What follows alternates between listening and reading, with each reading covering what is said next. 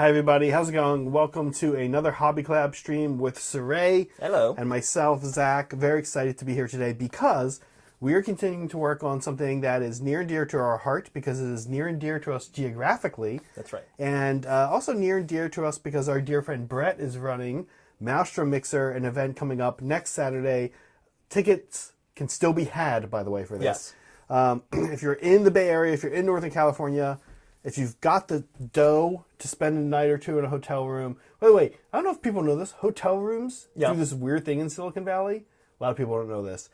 Because it's a place where people go to work, hotel rooms are more expensive in Silicon Valley during the week than they are during the weekend. Now, it's a little different up in SF, where people go to visit. But as cool as San Jose is, nobody visits San Jose. Yeah. Unless you're going to Maelstrom Mixer. Hit the button. Unless you're going to Maelstrom Mixer.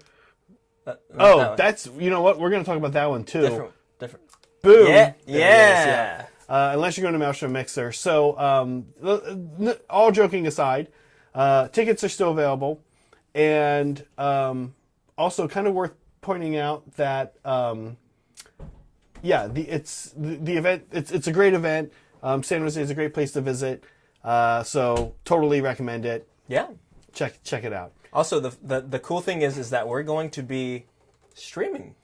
We are, games there. we are, and thank you for bringing it up because I keep forgetting to bring that up. Yes, and which is funny because I'm going to be hosting all of these streams myself. So, and I haven't really made a effort to I keep forgetting to announce that. It's like your brain is purposely forgetting. It is true, and so if you are a fan of our channel for Age of Sigmar, we do have to kind of say that Sigmar will be not happening. Yes. That one Saturday. It's next Saturday.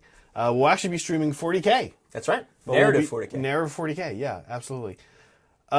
Which is exciting because now that all the overlays are made, I think, listen, if you guys push for it, I feel like I can maybe talk them into playing some 40k. I don't know, maybe. Playing 40k on stream. Yeah. Yeah, you know, we have kind of gabbed about it. The reason we always kind of say we're not going to do it is just because it's sort of like a heavy space. Yeah. But you know what? Like, you know, it'd be cool. Never say never. Never say never. You know, it'd be cool is to like only stream like super like once a week or something. Yeah. And stream like really cool narrative. Yeah. As in theme with this Maelstrom Mixer. Exactly. Yeah. That would be that'd be kind of fun. So. Anyway, that's the plan. Buy your tickets to Maelstrom Mixer if you've got the time and wherewithal. Yeah, kind of not joking. If you are hanging around, I would say it's an event that's worth it.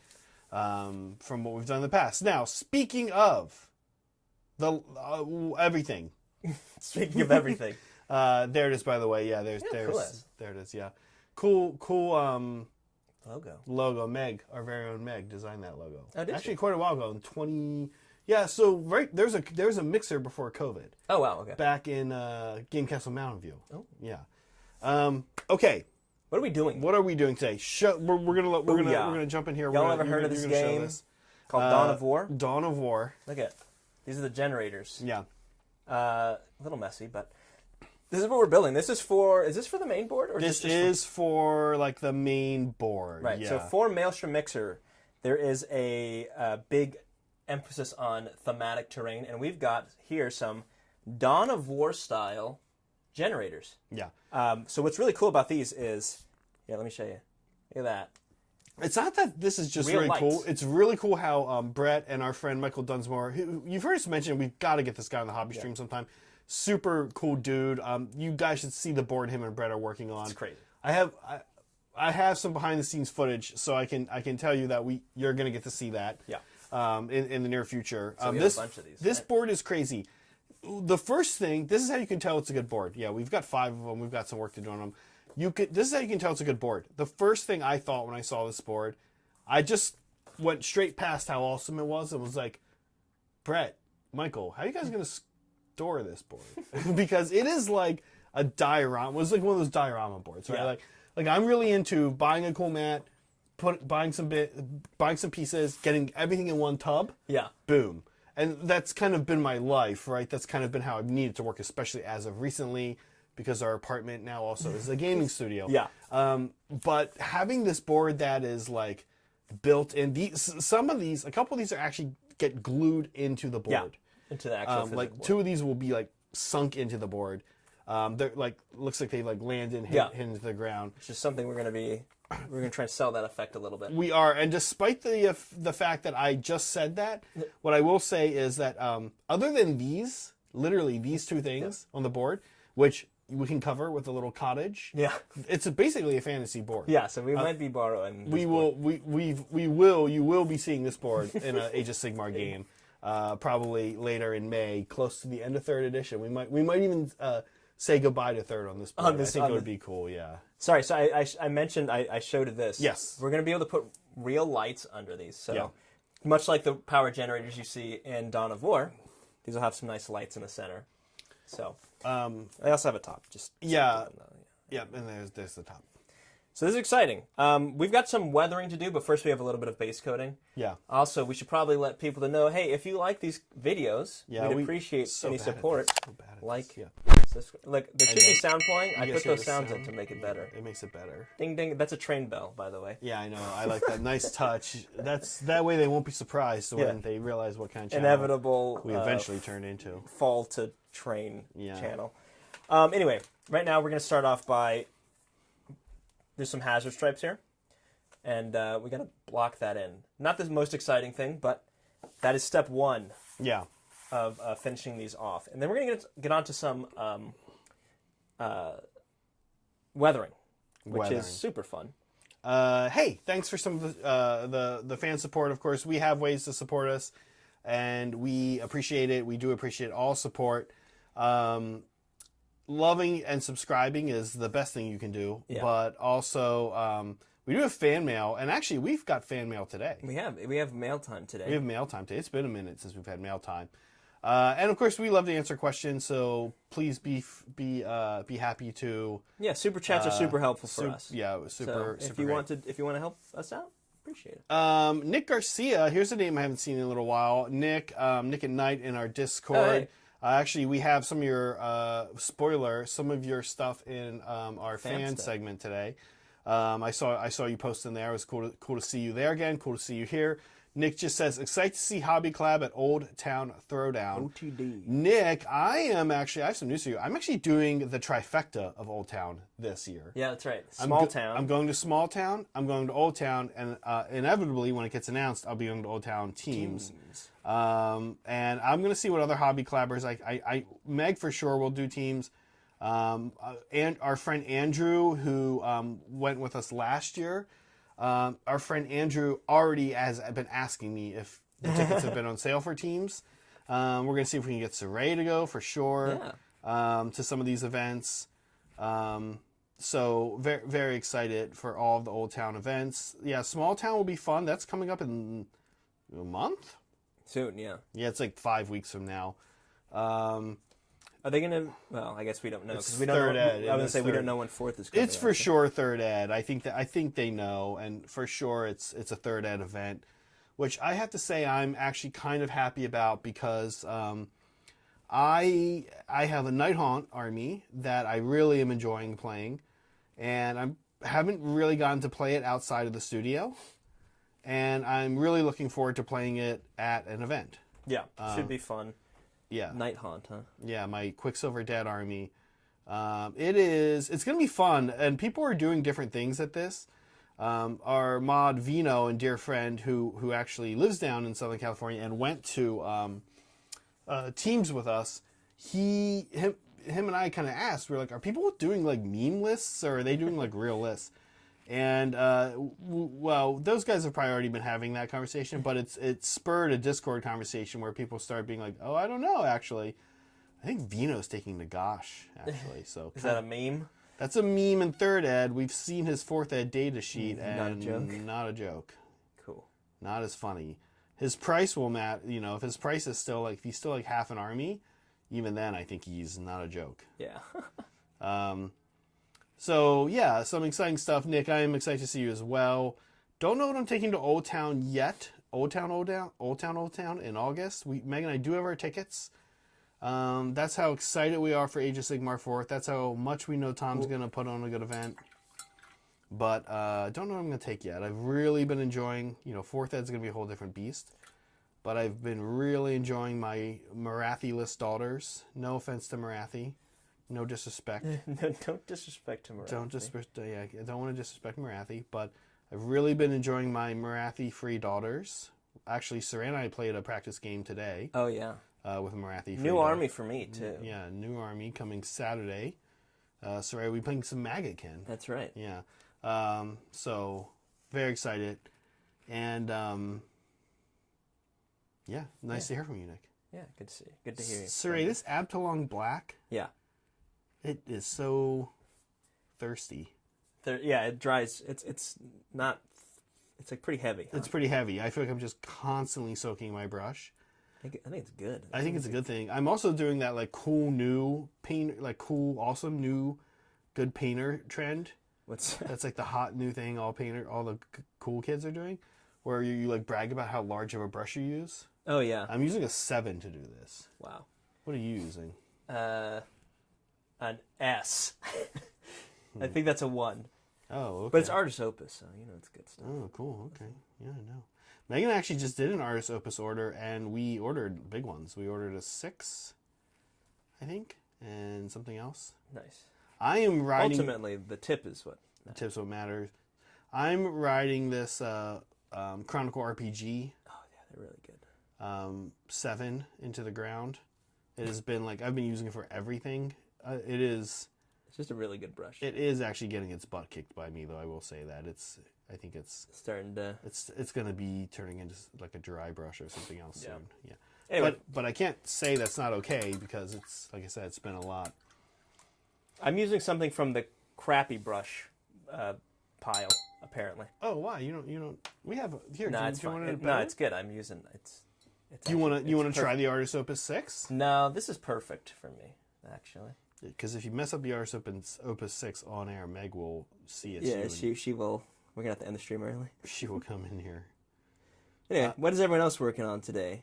I'm curious.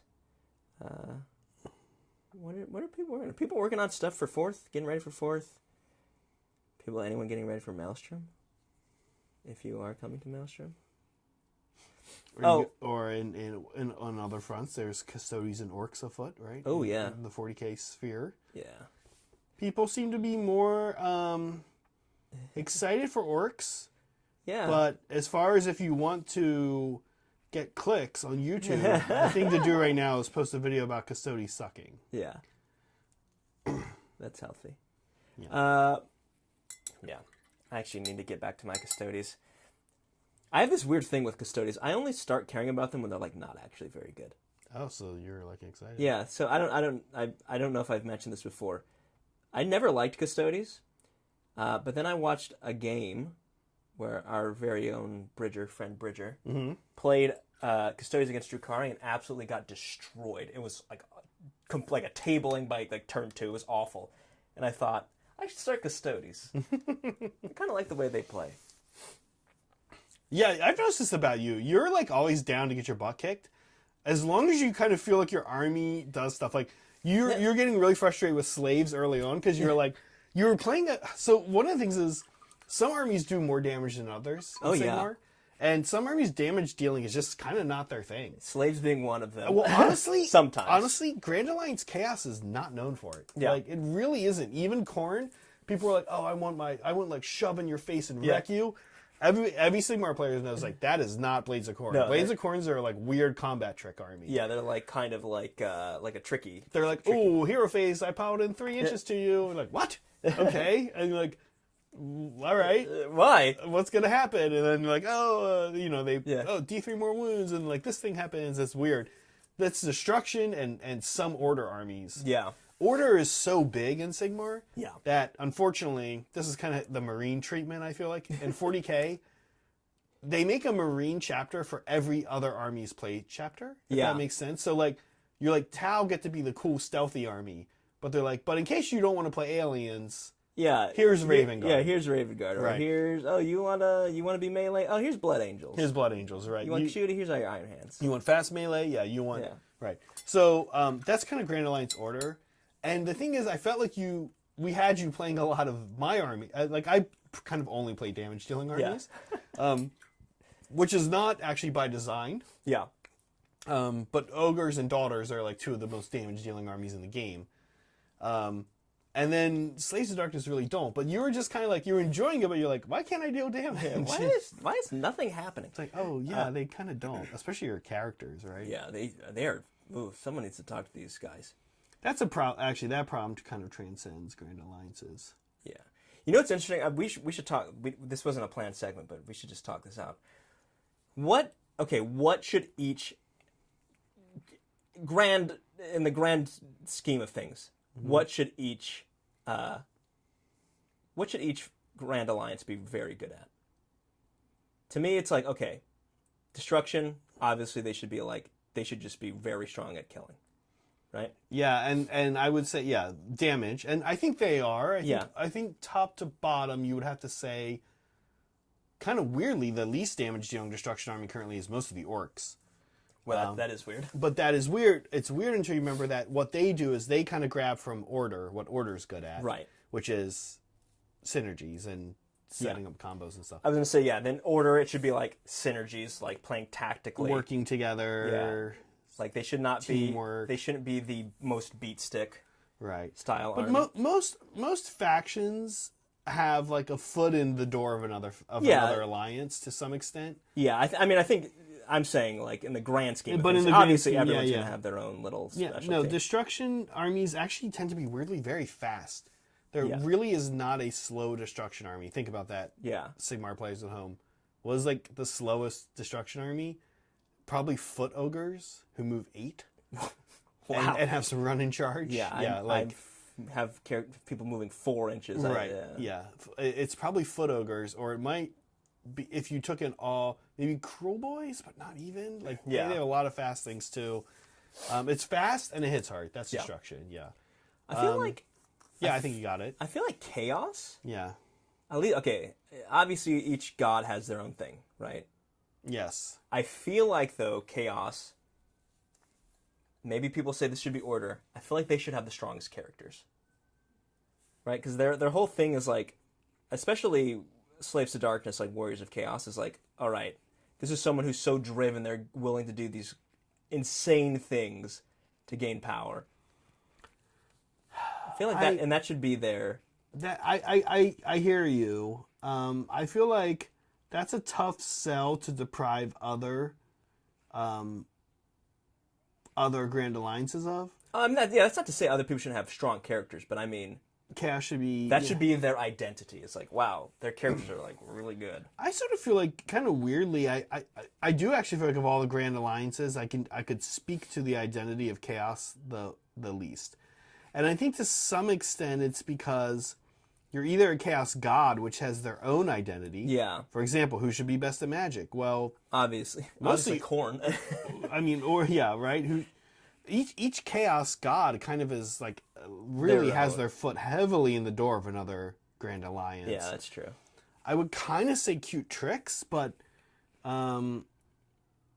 which is kind of how I like to play. But literally, I don't play any. Like they don't do that. Yeah, they don't do that. They really don't do. And the one faction that did the most is going to Legends. Beasts of Chaos. So like. They're in some ways the Grand Alliance Chaos is the hardest one to pin down to a single thing. Yeah, you can come back to that, but death should be endless, right? Yeah. It's durable, best recursion, hordes. But see, here's where the character thing comes in, is because part of the theme of death armies are heavy character armies. Yeah, that's true, right? Flesh Eater Courts now anything more than ever, but even before them, it's vampire counts. Soulblight the vampires are big. And even Bone Reapers are like just having Catacross in the middle of the board telling everybody what to do is like a big thing. The Morticians literally make the army. I guess in that regard, actually maybe death should be the character centric. Because they have zombies. Like who cares about zombies, right? They're chaff. Right. That literally you're kind of fighting. When you go against death, you're fighting, especially Soulblight Gravelords. Like you're sort of fighting like 6 vampires. Yeah. Unless there's Blood Knights. Yeah. Surrounded by like garbage that's not really even alive, literally not alive, Yeah. right? Nighthaunt too, man. Nighthaunt characters are super critical to the army. So, I don't know. I kind of agree with you with the chaos thing because of like the quest for demonhood and power and stuff. I don't know. Yeah, and I guess like order, I feel like is like jack of all trades and tactical and tactical play and synergy and they've done somewhat of a good job. I have to admit, like you can kind of have the conversation we're having. Yeah. But they've actually done a fairly good job of like when you start doing it, you can find so many exceptions to the rule. Yeah. And you can find so many like examples of like an army from one Grand Alliance that does the other Grand Alliance's thing better. Yeah. Daughters certainly deal more damage than any Orc faction right now. Yeah. So and probably that's probably true with a number of Order armies, honestly. Yeah, it's like, I mean, what I was saying is like that's not how it is, and probably not how it should be, right? You shouldn't be pigeonholed. Like any super faction you choose, you should be able to tech into one like something special like durability or tactics or magic or whatever. But I think, and I mean you're also stuck to like tropes, right? Like elves should never really be tough, right? They should always be fast and lithe. And CW has never made elves has become. When you delineate the game, like in a role playing game, when you're like in a fist fight with an elf or wringing his neck, he's not tough. Yeah. But wargaming has a way of delineating those small little things away. Yeah. And it's like it's just hard to kill elves. Yeah. So they feel tough. They feel tough. Yeah. That's kind of how it was with like Tzeentch and Nurgle. I was like at times like Tzeentch feels, at least in 40k, Tzeentch like Rubric Marines feel tougher than Plague Marines. They are much harder to kill. Because, they have things like Plague Marine might have more wounds or higher toughness, but invuln save. Yeah, has an invuln save and feel no pain. Or just like teleports across the board. Well, or then -1 to hit, right? It's like, oh, well, it's just impossible to hit him. Or it's impossible to kill him. Yeah, I totally know what you mean. You don't want things pigeonholed like you're talking about. Yeah. But at the same time, you almost want it there for a feel or a vibe. Yeah. For me, I think Destruction is probably the Destruction and Death Grand Alliances are a little more. They have less factions than the other two by quite a bit, and I think they do a better job of kind of universally getting their vibe and their feel across. Yeah. While still having like some small elements of, Soulblight are kind of like an Order army. Bone Reapers are, right? They're really synergistic and etc. So, I know what you mean. I think ultimately in 40k and in Sigmar, what they really want to do. Sorry, I'm going to pop out our chat and bring it over here so you can see it too. I think ultimately what they really want to do is they want every army in the game. Mm-hmm. This is not just Sigmar, but also I think this is the case in 40k. And they're working on it. I think they really want every army in the game to be able to, in and of itself, be able to cover almost every play style. Yeah. And yeah. And I kind of like that, or at least toe into every play style, because like let's say you think fast moving stuff is really cool. Mm-hmm. You like fast moving, hard hitting. You won't turn down durability, but you're like you're more like an elf guy. But you're like, I really want to paint and love the lore. Okay, Godforge, you actually distracted both of us. Oh, legitimately made me look down. I was like, what? I really want to. I love the lore and paint of Maggotkin. Yeah. Well, you just play Drowned Men. You play the flies. Yeah. They get a pregame move. Now you've got all the flies. Yeah. Like you're all, you can't always have it every way. You can't play Maggotkin and play a fast moving, hard hitting horde army. Yeah. You can't do that. But you can get kind of far in like, this is my 2 out of 3. You can get 2 out of 3. This is my play style, but I like this lore. But are Maggotkin fast? Are elves tough? Well, you play stone elves. Yeah. You play the stone shrine, right? Like I think it's actually a cool way to sell models and armies and get people into the game, right? Yeah, it's a way. Yeah, every army I think has something for someone, unless you're Chaos, in which your foot characters just don't do anything. That's a whole nother problem. Yeah. This was a long-winded way of me saying, please buff foot characters and damage output for Slaves to Darkness. That's all this was. That's all I wanted to say. I know their damage out. They have cute damage output in the like fight twice thing. Yeah, but still, man, it is just never that. I'm never that impressed by it. Okay. Hey, we do have a poll up, and we do have a couple more thanks to give out. Our party lights aren't working again. I don't know what's up with that. Thanks, Soups, as always, for gifting a membership. We appreciate your ongoing support. Yes, and thank you. Thank you once again, Soups, for also lending the voice to Grand Justice Gourmet in last Saturday's stream. If you haven't watched that, it's worth it alone to see Soups voice Grand Justice Gourmet. So we appreciate that. Thank you, Chris, as always, for your support. Thank you. Good to see you here when we're not hobby hanging on a night. We don't usually hobby hang on Wednesday nights because of the stream.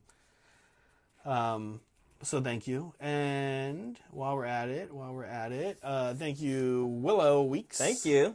We know this person. Happy hobbying collabers. I played my first AOS 3-rounder on last weekend and won a cute little trophy with my Soul Blight. Nice. Learned a lot watching. Yeah, thank you, Willow. Cool. What kind of Soul Blight did you bring? Just like at me in the just add hobby collab in the chat. I'm kind of curious what. Yeah, we need to know what's podiuming. We need to know what's winning. Yeah. Did you do Legion of Blood? I know Legion of Blood's kind of the go-to right now. A 3-up invuln save Vampire Lord and Zombie Dragon is kind of like you just have that. Not a lot of armies get this luxury. It's almost like Marathi. You're like, here's the thing. I know how long I'm going to get to keep it. I kind of know how long I'm going to keep it. I know what it's going to do. I need to keep it safe for a round or two and then put it in wreck face for 2 or 3 rounds until something crazy gets into it. Or maybe your opponent literally doesn't have anything that can deal with it, because that happens. Slaves of Darkness. Yeah, hey, look. What are we going to do? Nothing, it turns out. Yeah, Slaves of Darkness really, can't deal with it. So, yeah, let me know. What'd you play? Kind of curious. Hey, you want me to show what I'm doing here? Yes, please. Okay, so if you've ever played Dawn of War, I know we're talking a lot of AOS. We're gonna pivot. We're gonna chat video games. We're gonna chat 40k video games. Yeah. So if you've played Dawn of War, you know that these come from space. They're basically kind of like drop pods, right? They come flying from the atmosphere. So what I'm doing is I'm dry brushing the bottoms of these black, like this, trying to go one direction, not the band, but dry brushing in one direction. In this case, right up, because they're dropping like that. They fall down, yeah. Yeah. So brushing up, so you get some amount of streaking. Ideally, I would do this with oil paints, but we don't really have time, and we also don't have oil paints. So brushing up from the bottom, and then grab a little bit of black paint, and then just draw a straight line from the bottom up, like that. Trying to keep them uneven, not super even lines. Then when it's all dried up, it'll look like some fire marks. Like that. Focus it more at the bottom. Like that. So it's a dry brush? So dry brush first. Yeah. And then grab a couple of streaks and pull them out of the dry brushed area. Like that. You can see. Yeah. It kind of looks like fire streaks, right? Perfect. Okay. I'm almost ready for that step. Sweet. All right. And I'm just going to keep doing this. Dry brush and directional. So if you leave a little bit more paint on, you can get a little bit more like this. No, that's great. Thank you. That's more interesting than what I'm about to... Well, not more interesting, but more important. More relevant. More relevant. I was going to say, so we want to chat some video games. Now, sorry, before we go through our slideshow, I actually want to ask you, I want to talk to you about this because I famously am not much of a video game, well, as famous as among just, a handful of people, but don't play video games. Yes. I don't have anything against video games. I think they're cool. I played video games when I was a kid. I've kind of never just really made the time for them. Mm-hmm. So what you're saying is video games are for kids? No, what I'm saying is Well, I've brought this up more than once that I should be playing video games now. But it's kind of just never really... they were fun. I never thought of them as a hobby as a kid, even a teenager, because you don't really think of things that way. Like, here's my hobby. Here's my... you just do things. You don't really think of... Kids don't really have hobbies. Kids don't think. Kids don't really think. But you know what I mean? As a kid, you never really thought, like, oh, it's my hobby. You kind of just, like, did a thing. You did things you liked. Yeah, you did things you liked. You didn't put a label on it. And as an adult, you've got hobbies.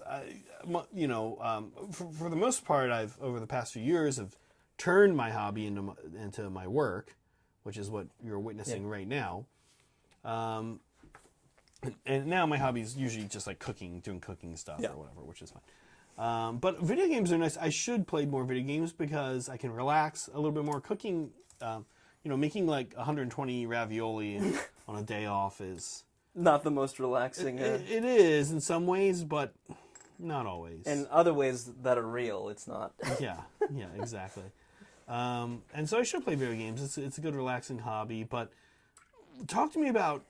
Over the years, we did a count. Oh, yeah, okay. Chat. Yeah, chat. Without cheating, don't look it up. Don't look it up. Don't look it up. Don't look it up. How many Warhammer games do you think exist? Just guess. Keep in mind, Games Workshop has been around, since like 87? No, well, no, technically like 77 probably. Right. Yeah. How many video games do you think fall under the Warhammer banner? Yeah. Officially. Yeah. We'll give you guys a minute or two to answer that. Yeah. Just don't look it up. Just get don't look it up. Just guess.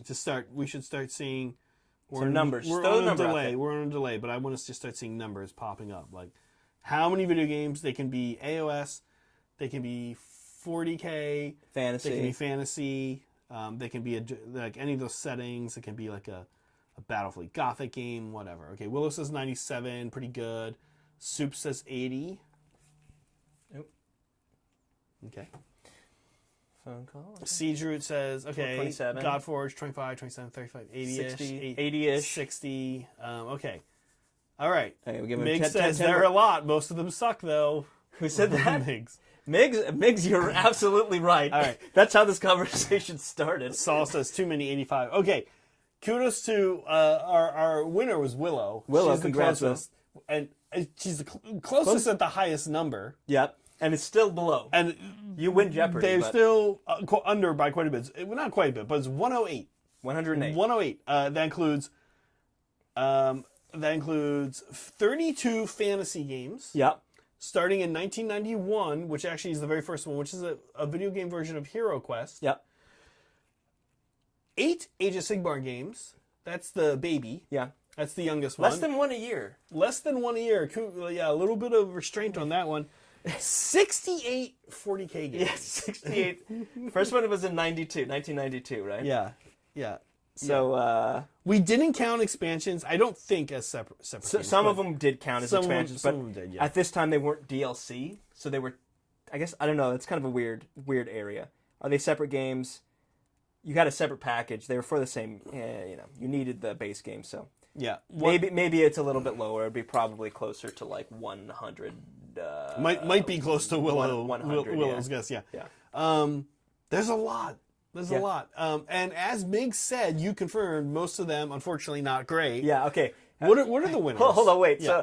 So you don't. We're not going to wait for this, but okay. Everyone who just guessed these numbers, how many of them were good?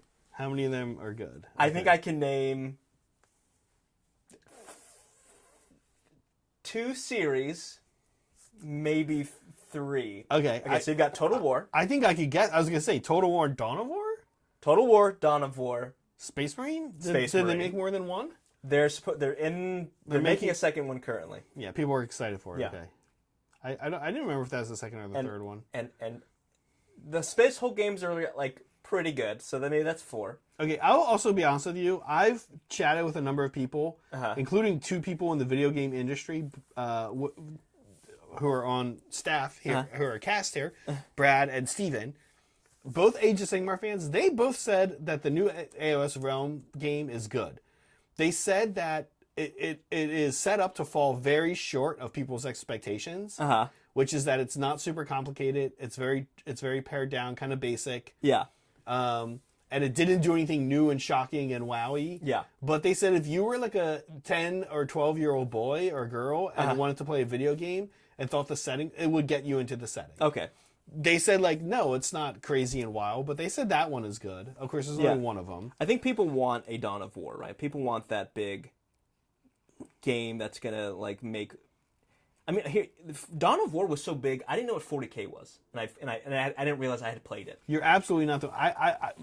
About 2 jobs ago, so this is like a decade ago, Meg had a coworker who was playing that video game, and then he found out at some point that there's a whole thing that I played, and that Meg had painted some miniatures.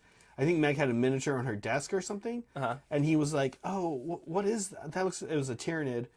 And or like posted it on our social and like was friends with this guy, and yeah, he was like, oh, I didn't realize this was like a real thing that it had a life outside of this universe, right? Yeah, kind of wild. Yeah. Vermintide is good. Okay, so 5. New Rogue Trader game. Yeah, I guess it's not bad.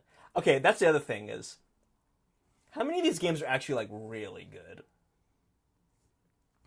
Like, really good. What's a really good game? It seems like the most recent really good game where I a man who does not play video games, would say to me a really good game seems like one where I've noticed a lot of my friends won't shut up about it for like 3 months. So Baldur's Gate and Helldivers. Baldur's Gate and Helldivers were the most recent 2. I don't think any 40k game is going to get in that realm. Maybe Dawn of War back in the day. Okay. Vermintide's pretty good. Darktide, pretty major letdown. Okay. All right, anyway, this is all... Blood Bowl. The problem with Blood Bowl is it's just the same thing as the board game. I guess it's nice. It's a nice presentation. Blood Bowl's pretty good. No, that's fine. Meg and I almost prefer to play Wingspan on Steam. Okay. Because it kind of just like... It facilitates the game for you. Yeah, Total War's up there. Yeah, Space Marine's good. Yeah. That's funny that you said that about it's just being a game. I remember being back into Warhammer as an adult and playing it at my parents' house with a friend nearby. I took my army home and he played, and we played a game. And my dad kind of came in. My dad was like, "Can't you guys do this on a computer?"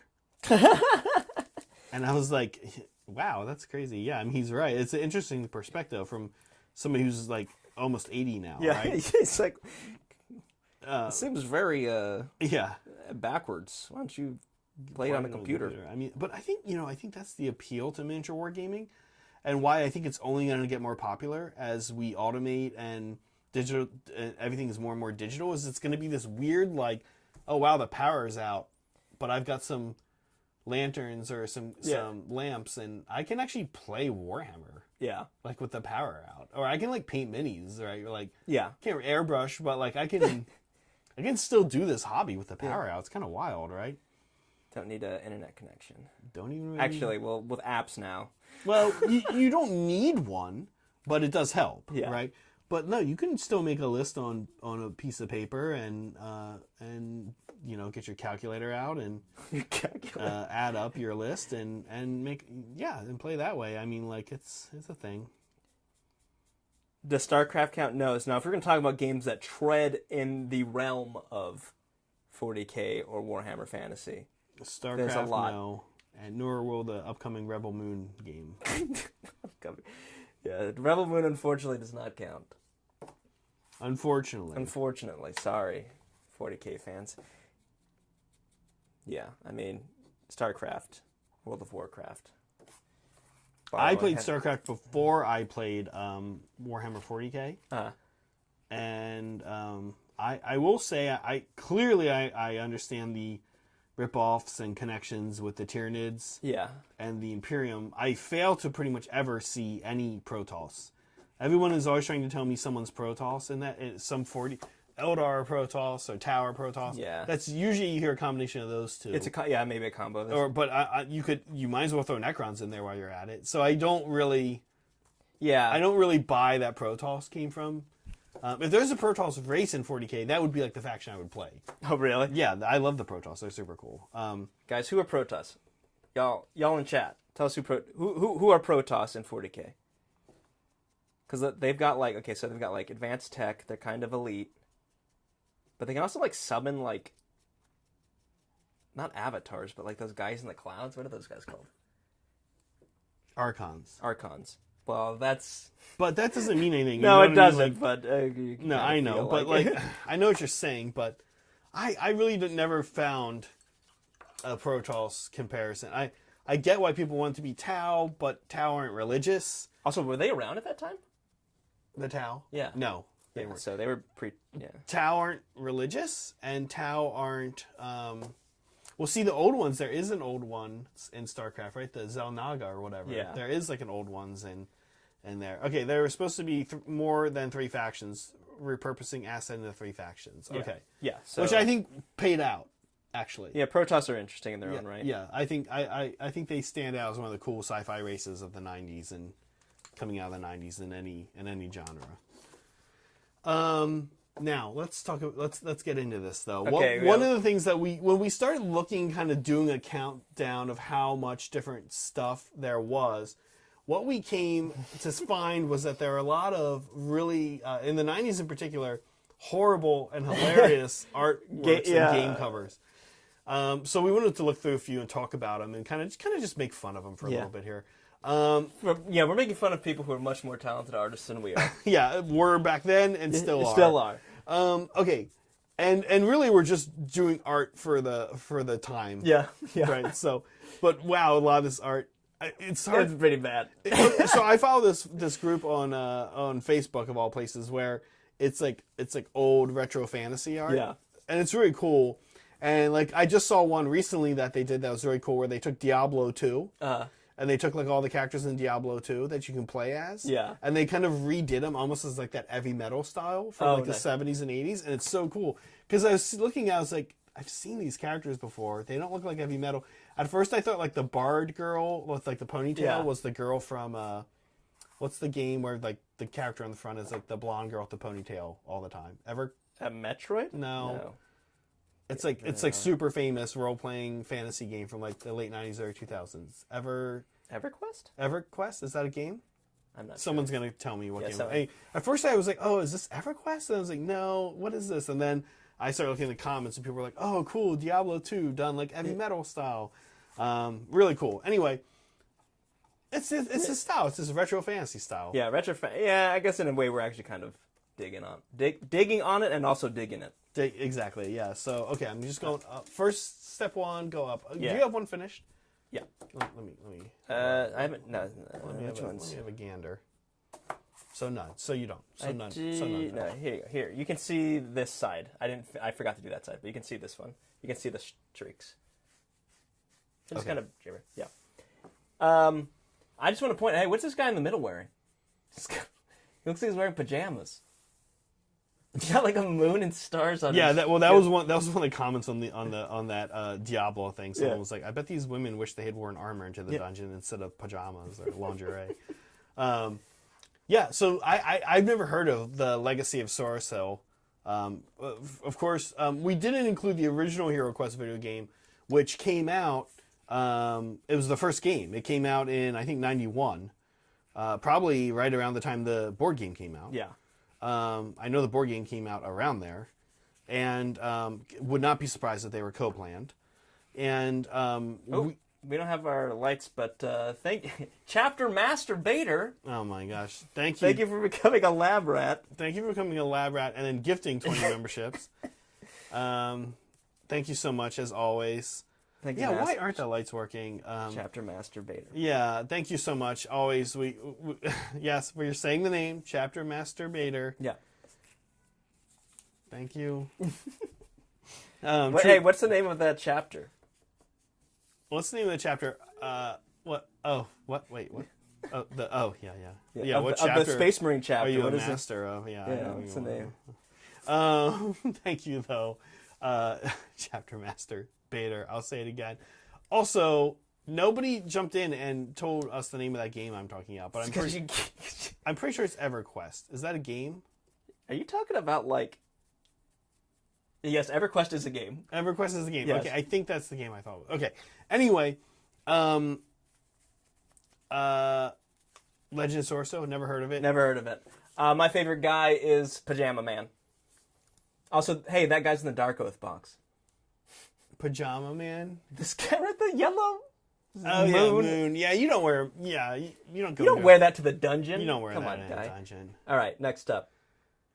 Okay, next up is Chaos Gate. This is a lot of these games are SSI, which is funny. Yeah. We think we have a theory. We didn't look it up. It'd be easy for us to look this up and find this information out. There's a gap where there are no Warhammer games from around 98 to 2003.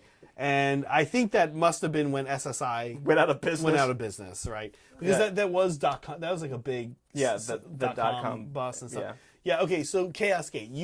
I was about to skip this one and you said, "Oh my god, dude! I almost started doing the thing I'm not supposed to do, which is like filling in." Oh no, don't do that. Don't do that because it's. This is just funny. It's good art. It's good art. I love that you love this.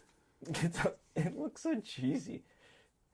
Oh, yeah. That's the sound that Ultramarine is making. And the I love, of course, the classic. Like he could be killing him, but instead he's just shooting in the air, chucking out his pistol that he just. Yeah, he's like, ooh, cool. Yeah. Also, man, someone needs to tell.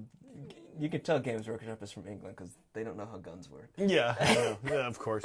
Yeah. Which is a good thing, I guess. A good thing. But someone also needs to tell this guy there's probably an Ultramarine behind him. Yeah, there's definitely an Ultramarine about to stab him in the back. Yeah. This is cool. I mean, in the 90s, you'd see this as a cover, and I mean, it just screams like cool comic book nerd stuff. Yeah. You'd be like, yes, I want to play this game. Yeah. I can't. Where are they? They're just standing in like a room. They're standing by a Chaos Gate. See the gate? Yeah. I think that's why, Who do you think designed those lanterns? Like in the setting? Pillars. Like in the setting? Yeah. Probably some Mechanicum nerd. Or it was like Cultist. Yeah. Oh, geez, Mindscape went over. I don't know. No, Soup's probably before. It was like 98 to like 2003. They were like, I think there might have been one game, but not even. Yeah. It was a there was no fantasy or 40k games for like 6 or 7 years. Yeah, it's kind of wild. Okay.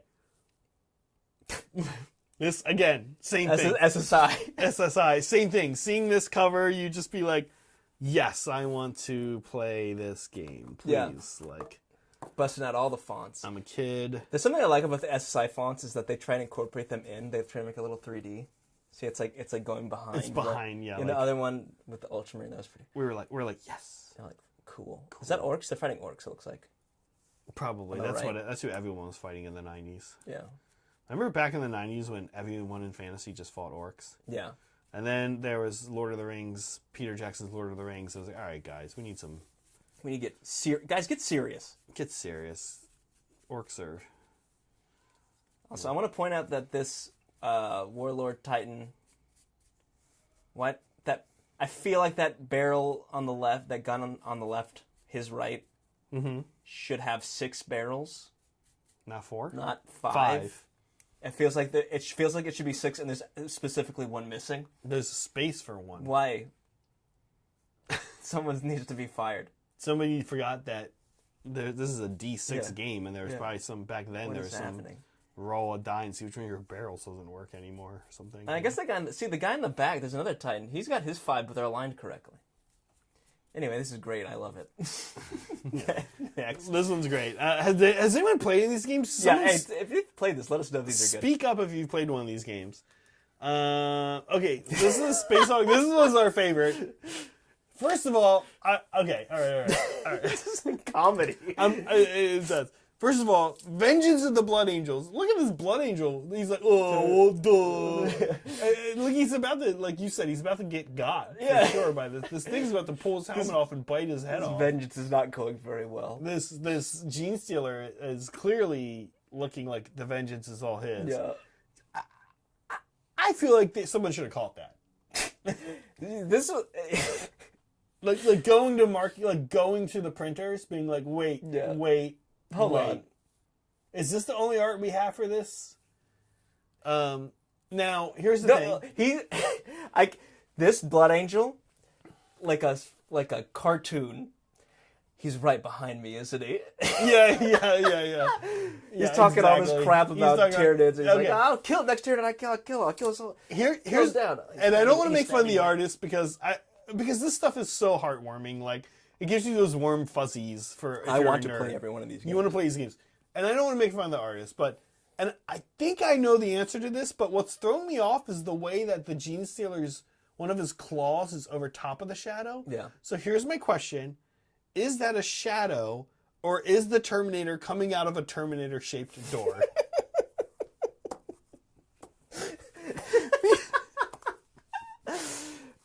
Because it really looks like it's a Terminator shape. It does. Like he Kool-Aid Man'd out, or like it's a door cut for... Even the arm has space for it. Yeah. So I feel like I know what they were going for, but like that claw from the Gene Stealer should also be shadowed then, right? Yes, it should Why be. is that claw not shadowed? Well, it's like we're a Terminator with our headlight on, and we're looking at this guy, right? So it's casting a shadow directly behind him. And you're right, the Gene Stealer should also have a shadow. Well, certainly the claw. The claw, definitely. Anyway, when I first pulled this up, I was like, is that a Terminator-shaped door? Like, I did not think it was a shadow. It took me a minute to realize it was a shadow. Terminator doors? Yeah. Yeah. Yeah. I would play it. Also, that bolter. Oh, we were talking about this. We're going to see more of this later. It's the UK. It's the British don't understand guns thing. They're like, whatever. Yeah, they play with like, they like pose people with guns as if they were like, just the only memory and visuals they have of it are action movies from the US, which also don't know how guns work. And then like being a kid and playing with a Nerf gun. That's probably actually very accurate. What? Because so much of GW stuff is based off of like pop culture. Yeah. Like, whatever. Yeah. I'm sure they actually know how it works. They're just EA. Oh yeah. Look at that. Still around. Okay. Yeah, they need to bring this back. I think this was our favorite, but some of these others. Okay. Oh no, this one. This is your favorite. It's like actually kind of cool. You tried to defend this. Yes. And we're going to talk about Cire trying to defend this, and I hope Meg's listening because Cire's defense of my issue with this did not help its case. What do you guys think the issue with this title of this game and the cover is? And some of them have played this, and they're going to jump in and also defend it. Yes. It does not solve the problem. This game is called Warhammer Shadow of the Horned Rat. Here's the cover. There's no Horned Rat. There's no Skaven. You could actually have made just Skaven. You don't have to show the Horned Rat. No. You could just have shown Skaven up to something. But instead, we have a basic guy, fighting in these kind of traditional, almost, this isn't John Blanche, but these like ridiculous poses where one guy's like in front looking at the camera. Yeah, he's like, bro, I'm about to get my head chopped off. Yeah. Check this out. yeah. It's pretty. Like you don't see it, but he could have a selfie stick. Yeah. I know those didn't exist at the time, but he could have a selfie stick. All right, my defense was, I think this game starts out with you are just like a normal guy fighting orcs, and then the Skaven reveal themselves later. And my reaction was sure. Yeah, like here's Godzilla movie, and it's like shows a picture of like a guy in a business suit the day before Godzilla attacked, and he's like going to work. Okay, so someone who's played this game, tell us what give us a synopsis. Tell us why this cover totally makes sense. Yes. Well, yeah, actually, us, please. Chris says he played it. See, Willow gets it. Where are the rats? Why aren't there rats on this cover? All right. As a parent, you'd be like, "That's how I always try to imagine." I want my kids to kill rats. I know, not orcs. As a parent, I'm just like, I try to imagine myself as a parent now, and I do this to my niece and nephew. If they show me something stupid that they like, I'm like, oh, "This is stupid. Here's why it's stupid." But I actually don't do that. I try to be like, "Oh, cool, yeah." As they've gotten older and they're teenagers now, well, actually, my niece just turned 21. Oh wow! I'm kind of, because my whole family's like that and they're all used to it. But Yeah, I'd be like, wait, Shadow the Horned Rat? Where are the rats? Yeah, it's exactly what kids want to hear from an adult. All right, this maybe was our favorite. We keep saying that. They're all our favorite, actually. They're all our favorite. Okay. All right. Chat, who does this look like?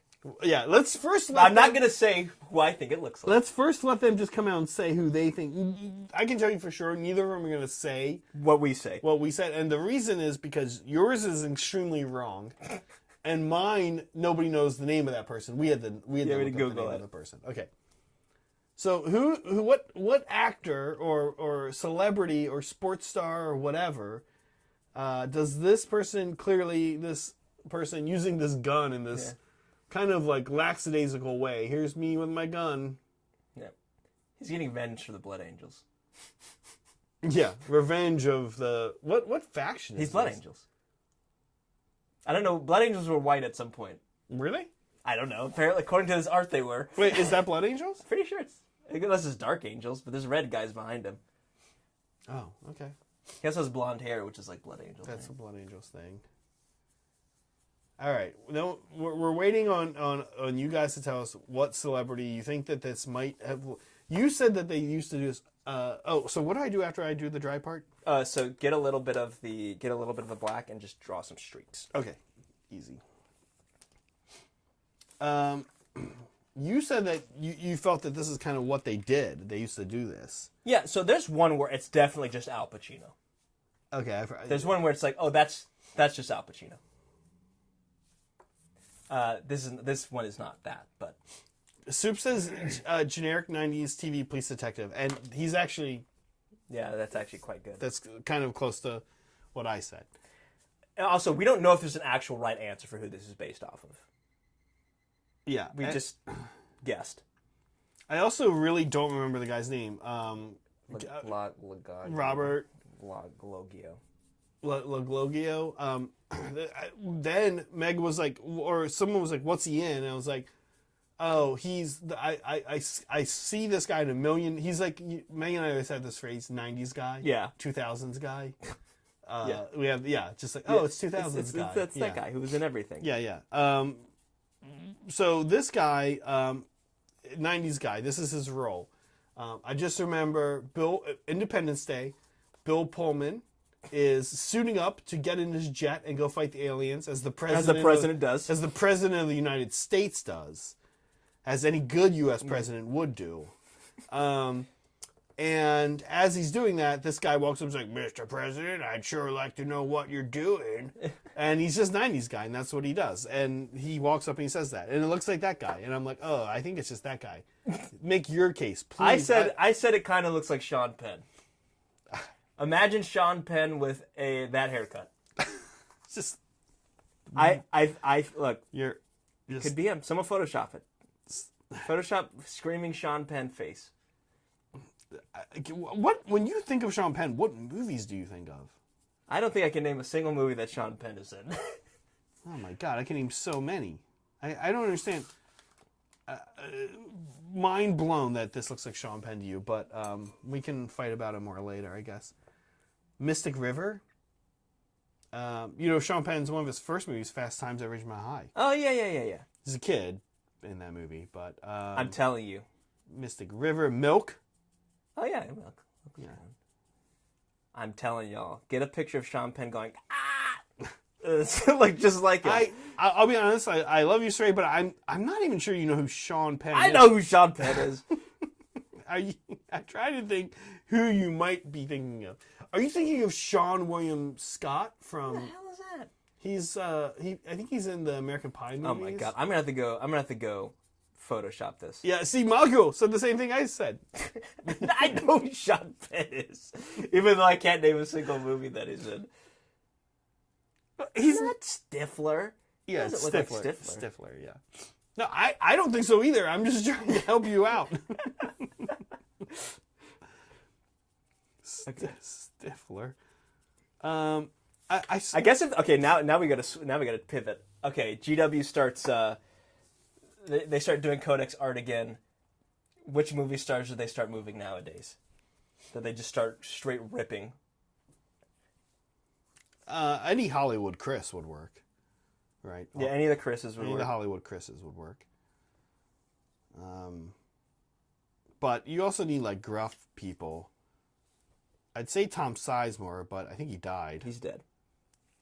Also, not really. What are you talking about? Tom Sizemore plays like a sergeant in every. Yeah, you're right. Every war movie. Yeah, he doesn't have a Space Marine face. He's not officer material, sure. No, and Hollywood has made that very clear. Yeah, he's kind of typecast into NCO you're peak NCO. Yeah. You just got an NCO face. Yeah, you got NCO face and voice. Imagine going to officer candidate school and like, no. We're not gonna let you. Listen, it is the military, but it's also like, come on, it's a thing. Like, come on, yeah, come on. You could be a chief warrant officer at best. Molecule. Sean Penn, from Predator, Twins. Governor of California, Sean Penn. Yeah, Sean Penn. I guess you'd do like Jason. He looks more like Betty White than Sean Penn. Yeah. Jason Momoa, I guess, would be your like. Jason Momoa would be cool. I'm gonna say. They're all just space. This is all just for Space Marines, right? Chris Pratt, no. Chris Pratt is a Space Marine? You said Chris. Chris Pratt is a rogue trader, maybe. Yeah. Is Chris Pratt considered one of the Hollywood Chris's? I guess he is. Absolutely. It's Hemsworth. Him and Pine. Chris Pine. There's one more. No. Evans. Evans, Hemsworth, and Pine, I think. Chris Evans could be a Space Marine face. I think those are the Hollywood Chris's. Is Chris Pratt considered a Hollywood Chris? I guess he is. I think so. I guess he is.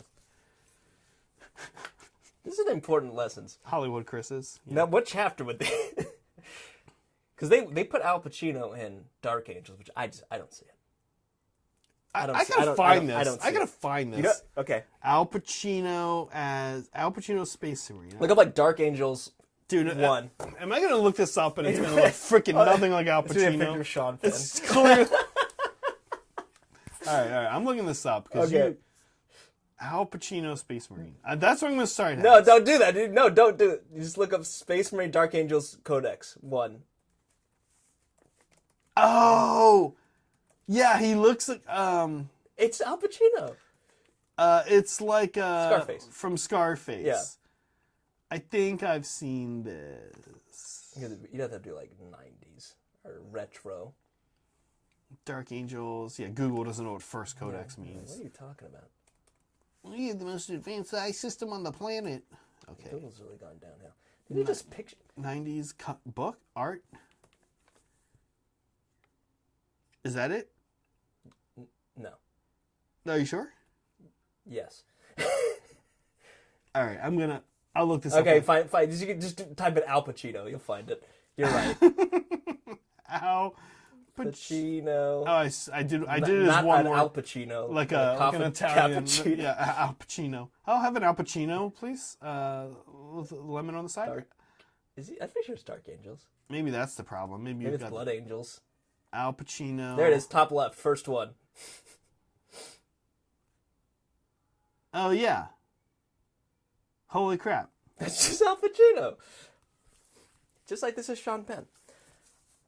It's pretty good. It's pretty good. You should show chat.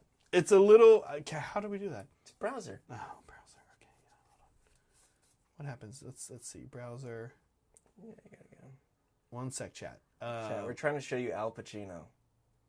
Right there. Hey.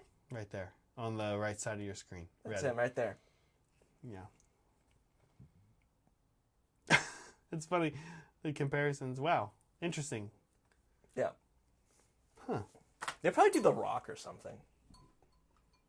That's not as fun. The Rock. Yeah. They're always like, it's the UK, so they're like, they're gonna do actors who are good from the US like 10 years ago, not like modern ones. They're gonna show The Rock. I bet you get Idris Elba in there. Yeah. What about Statham? Jason Statham. Yeah. You see Statham? Yeah, you probably see Jason Statham. In fact, he might already be one. He might actually just already be a Space Marine. Yeah, for all we know. Kind of wild. Nice trip down memory lane. But it is interesting how bad apparently all of the how the games just tend to not be good. As you're saying. Turns out there were some good ones, maybe more than we'd realized. People like Shadow the Horned Rat apparently.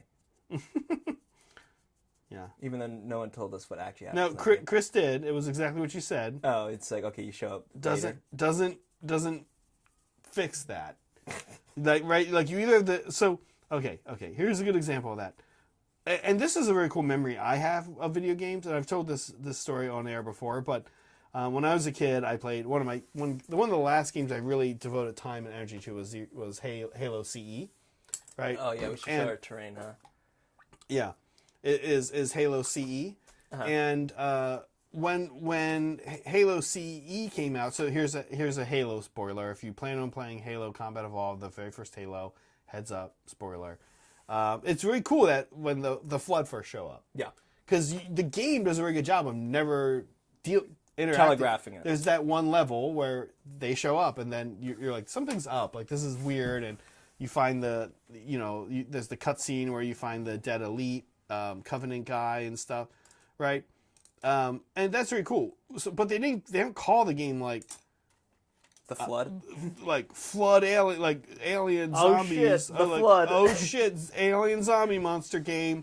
And then in the front, there's like a Covenant fighting a guy from like the Master Chief, and you're like, what? Like, did they just give away? Like, what? That'd be wild. Like, why would they do that? Also, bold of them to just name a character after a rank. In Halo? Yeah. Just naming... It'd be like naming a guy like... the main character of the story is... Sergeant. It could actually... I mean, technically, you could do that with anything. Power washing?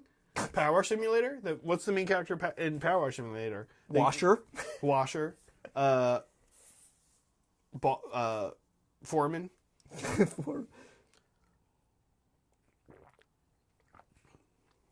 Fascinating turn of events in today's stream. Almost well over halfway over. Oh, these go by so fast. We're so bad at estimating how long everything's going to take. Yeah, and then you start goofing off, and we should really just shut up and paint, do this in silence. That's what people want to see. People want to see us fail. They want to see us fail to get ready for Maelstrom Mixer. All right. What other things do we have to do today? We're gonna get sponges. Sponges. We have mail time. Oh, mail time. We're supposed to do mail time already. Okay. Mail time. Here we go. We have mail time. Think of the Blue's Clues mail time song. I don't remember how it goes. We just got a letter. Okay. So we have. I opened the outer layer, but I don't really go through it. Okay. So this is new. You want to make sure there's no anthrax in it. Kind of, yeah. All this stuff is from Rudy. Rudy big supporter was of the show. Big supporter of the show. Was from Generous, and he was like, "Hey, I'm going to send you some stuff." We should send Rudy some stuff. We're going to send Rudy some stuff. Okay, and what he described it. Oh wait, there's a letter. Yeah, we got to read the letter. There's a letter. Okay. Here we go. To the letter. It's on Discord. It's on Discord. Here we go. Okay, Rudy says. From Rudy. He didn't say that, but Rudy doesn't start his sentences that way. From Rudy. Okay, he says, "Hey, Hobby Collab fam, I know many of the projects have been centered around AOS, and there's been discussions about making a new board, so I want to get some terrain basing items that I hope will be helpful. Most of the products are static grass, tufts, or plastic plants, which I hope will add to your current collection. Some of these are atypical colors as to keep up with the idea of always being creative." Yes, nice, very cool. I saw a stream where you were using static grass held with a large container. I wasn't sure if you had a static grass applicator and want to be sure you had one. Oh. I think I know where this is going. I have been told that although they are great for large projects, by attaching a longer wire to the alligator clip, you can use it for smaller projects such as bases or small terrain areas. Okay, I'm going to look into that one. Finally, I recall Zach mentioning that the Dirty Down products require some mixing prior to use. Oh, yeah. The Badger paint mixer with Tamiya Stir both do the same thing, but I want to give you your HC team options both on or off screen. Hopefully some of the products will be useful. Thanks again, Hobby Collab fam. Rudy has really only sent us useful products, so I'm sure they will be. We have our mixer and our vacuum cleaner. Oh man, this vacuum. The vacuum cleaner probably remains number one. Number one, Rudy. If we've got to rank them. Yeah. The other one you sent, actually, there it goes. The other thing Rudy sent a while back that we don't use on stream, on air very often, Rudy, but we do use around the studio. You sent all these little paint holders. Oh yeah. And a lot of times, if I'm, especially, they're really good for Citadel washes. Yeah. Because I don't like putting Citadel washes on a wet palette, nor do I like putting them on a dry, on like the little metal palette. I don't like leaving them out either. And yeah, I'm worried I'm going to knock them over. Yeah, so you put them in that. Yeah, it's nice. Okay, here we go. So, here's like some funky plastic grass. Oh, these are nice actually because they're just stick right in. Yeah, this is what the same stuff I use for jungle terrain. Yeah. For my custodies, so these are great. These are great, and we have jungle boards, and we actually, the ones I have don't stay up. So, no, the way you can use these for the jungle board, like that's kind of cool. Yeah. Is moss, which I love. You can actually stick them in it. Oh, nice. It looks kind of cool. It looks very freaky. Thanks, Rudy. Yeah. Okay, Rudy. Thanks. Number one. Okay, cool. Here we go. More. It's like Christmas from Rudy. I know. Okay, here we go. Let's see. Oh, okay. Here, I'll give you one. Oh, paint mixer. Okay, paint mixer. Whoa. What's this? Oh, what's this? Oh, this is like a legit paint mixer. Look at this. Oh, this is the Badger one. Oh, here's fun grass. Okay, here we go. Yeah, no more shaking. We don't have batteries for this, but we will. Stick it. We will. Put nice. Oh yeah, for dirty down. Yeah. Okay, we got stack grass. We've got like a camel sable color. We've Nice. got dark brown. This actually kind of looks like my beard hair. Yeah. You can just ship some in there. Yeah. That'd be really gross. Don't do that. Yeah. Dark green, like a pine green. Very nice. We've got like the more olivey. No, it's like a spring green, I guess. We've got Kelly green. This is like a summer green. And here is your olive, kind of. Yeah. Actually, that's fantastic. What greens we got? The greens are nice. You mix them all together. You mix these two I know together. we could use these for. I don't know if we're going to talk about it yet, but I know we could use these for. Okay. That's not talking some about fun stuff. Sounds like a secret. Thing. Secret, so we can't say. I actually don't know what he's talking about. Okay. But, okay. What else is in? Okay. Here's all the gift, the receipt thingies. Okay. Here we go. Some tufts. These are tufts and bases. Oh, this is interesting. It's just like the whole thing. There's a square base in here. I think he's trying to tell us to get into fans. Yeah, what's going on, Rudy? This is great, actually. And bases are more useful than you might imagine, Rudy. We have a lot of bases, but we've been going through them recently, so it's kind of nice to stock up. And I said this is like a nice collection of size. I have purple. What do you have? Like I got some white. Little white, like red with white. I could actually use these for the snow bases. We could use these purple ones on the goblin board. Oh, perfect. For sure, yeah. They're like in a cave. Okay, fun. That's bag 1 of 2. 1 of 2. Okay, I should put it away. This is going to be helpful for you to have right in front of you during the stream. Drop this stuff in here. Thank you, Rudy. I'm excited for this paint mixer. Yeah. Okay. Bag 2. Here it comes. Okay. There's a big thing in here. Okay, here's another one of these. Oh, nice. You got some nice blue and pink ones. That will also potentially look pretty cool. These are work great. Oh yes, okay. This is what I was thinking he was getting at. So this is great. This is funny. I do know what this product is. This is a Woodland Scenics product. This is called a Static King. Have you ever seen this or like dealt with this? So you put it over the static and it like raises it up, right? Yeah. It essentially. Well, I think it actually applies it. Oh, interesting. It like spits it out that way. Oh, wow. Yeah, that's so I've seen this. Kat was telling us about this, and Game Castle or our local game store often will have one for sale. Same with the model train store that nearby that I go to, and I eye it up all the time. And I was always kind of, should I get that? Because I love Woodland Scenics. Yeah. I kind of like weirdly. Like having Woodland Scenics products. And so here it is. Here's the stacking. I already sent it to me. Like I said, I've been like review later. Yeah, we'll talk about the static. We will. We should. Static King. And I will say that, like, there are some channels, like I think Goobertown does Woodland Scenic stuff, but, like, Woodland Scenics is, like, not cool. It's not cool to like Woodland Scenics. Train tier. I would say that it is cool. Woodland Scenics is super I cool. use Woodland Scenics for all sorts of It's stuff. super cool, but no one wants to, like, get excited. No one gets excited about Woodland Scenics in the Warhammer world. I think because, it's thought of, it's not sexy. It's thought of as model train company, I think. But they make really cool stuff. Around here, we know it's actually the best stuff. Oh my god, this thing is great. It smells exactly like... like... It smells like the 90s. It smells like a hardware store. Yes. Yeah. Like a mom and pop hardware store? Yeah. Like an Ace Hardware. Like an Ace Hardware? Yeah, that's exactly what it smells like, actually. It does smell I didn't want to say Ace Hardware because I was like, no one knows what the hell that is. Or True Value, like a True Value Center. Guys, just in your mind. It has some weird sticky Hardware. stuff I'm going to have to get off in the packaging. I don't know what they're doing over there at Woodland Scenics. But I know a few things about this, and this would be cool. We should figure out a way to use this on the Goblin board. Yeah. There's absolutely a way. I can think of ways we can use it. Yeah, like have some like creepy grass, small stuff like sticking up. Actually, we should just have a goblin soccer field in this game. Oh, like because they're working. Yeah. Like a pitch. Yeah, let's have like a recreational pitch. You know what's crazy? We're building a mushroom farm and mushroom distillery. Yeah. I used to mow lawns in Pennsylvania, and one of the companies I mowed lawns for is Giorgio Mushrooms, which is like one of the biggest mushroom suppliers in the U.S. Pennsylvania's like, I think, first or second or third biggest mushroom growing state in the U.S.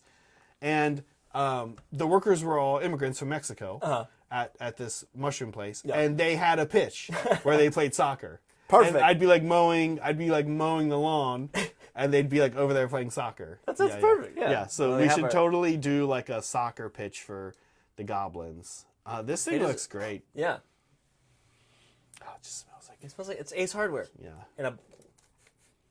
In a box. I love Rudy's going to get great footage of us smelling the Static King. Yes. Rudy, thank you so much. Thank you. This thing feels good. It feels like well made. You know what I mean? Like, It feels solid. Dude, Woodland Scenics wire cutter feels great. If you go to like Michael's and get a wire cutter, you're me like, oops. No, we don't want none of that. Like, Might as well go to Wish. Yeah, Temu. Fantastic. Rudy, thank you. Thank you so much. We appreciate it. We will find use for all this. I'm pretty excited about the Static King. Don't forget about this. If I'm honest. And the paint mixer. Oh yeah. Forget about this. Okay, we're going to set all this stuff down here. All right. I feel like we haven't done nothing. No painting. Sorry, Brett. All right. Hey, we got a little bit of weathering done. We did. We got this counts as weathering. Sponges. Sponges, yes. Hand me a sponge. Do you want? I want pink. Pink. Okay. Give me pink. All right. So what are we doing now? All right, we're gonna grab. We've got a lot of mileage out of these. Dryad bark. Yeah. Okay, that's right. And you're gonna put a. Well, I guess you can just go straight from the pot, huh? Mm-hmm. I might dump a little of my wet pellet off, if I'm honest. All right, so you guys have probably seen this technique before. Whoa. Oh, sorry, I do this thing where I turn one into an airbrush paint. Oh, okay. Was this the airbrush one? The way how fast it came out, how thin it is, and how quickly it's spreading all over my wet palette makes me think it was. Well, you're gonna picture that. The problem is that I do this, and then I don't know why I don't label it, but I don't label it, and then I put them right next to each God. other. You know, I think this is definitely thinned. Meg gets really annoyed at me for it, and I have to say it's fair. Yeah, I'll just use yours too. Just leave it here. I don't know why I do this. I don't know why I don't label which one's the airbrush one. And I could label this one right now. But I'm not going to. I don't have a thing to really label it with. I don't know. Okay, so you're going to dab most of this off. Yeah. And you're just going to touch this around the edges. Think of the sharpest areas here. Maybe you can be a... Hit me! All right. It's a little dark. Here, I'll go right here. You can see it a little. So see this edge right here? Yeah. Just dab it on. Focusing on these edges. This is Dryad bark, by the way. This is like a dark brown. I'm a big Dryad bark fan. Yeah, it's pretty good. It's no dark rust, in my opinion, but All right, so see, we've got some like little bit of damage, not a ton, but once you've got those, oh wait, I need a bar here, like that. You're just gonna get a little bit of edge highlighting, and you're just gonna connect them, and try and think of like the direction, right? So this thing came plummeting down from space, so it'll be a little vertical. So when you're edge highlighting, just go against the grain, if you will, like that. And you don't need to get every part of the line either, right? Because that's not how weathering works, right? Or sorry, battle damage, I think is the actual correct term. All right, so you got here. See this line here? Oh, hold on, I got too much paint on my. Just boop, boop. Just tap it along the edge. Me staring at the monitor in front of you guys, by the way, is me watching Cire do this. Okay. All right. There you go. Suddenly it looks all beat up. Should I put some on the... I'm kind of doing all my sponge stuff first. Should I not be doing that? No, you should be. That's how you should do it. You're just showing. I want to show it off. Should I be putting sponge stuff on the on the hazard striping part? Yes, absolutely. Oh yeah, that looks good. Thank you, Rudy Picardo, for more support. Actually, you know what? Just real quick. We thank a lot of you guys, but thank you, Molecule, actually, for your. Oh yeah. He was saying, I was just asking about the Static King and give a review.